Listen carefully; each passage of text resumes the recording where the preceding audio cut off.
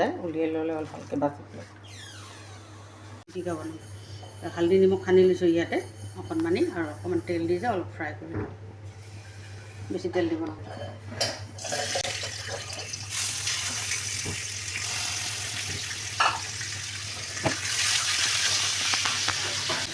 পিঁয়াজৰ পাত ওলাইছোঁ 4টা কেঁচা জলকীয়া ওলাইছোঁ এটা ডাঙৰ পিঁয়াজ ওলাইছোঁ ধনিয়া পাত লৈছোঁ এতিয়া গৈ আছোঁ মেথাখিনি হ'ল এতিয়া মই উলিয়াই দিলোঁ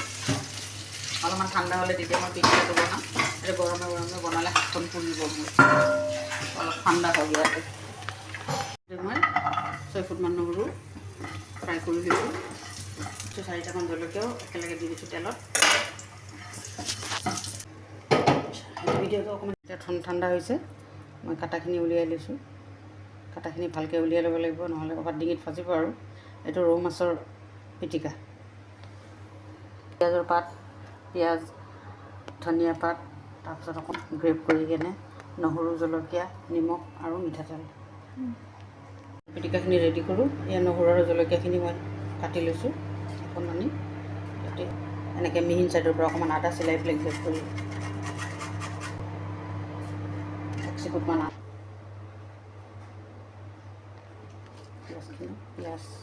পিঁয়াজৰ পাত আৰু ধনিয়া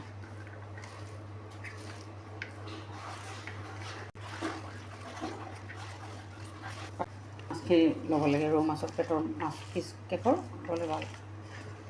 মই পেটৰ মাছ কেইডোখৰ লৈছোঁ ভাল লাগিব খাই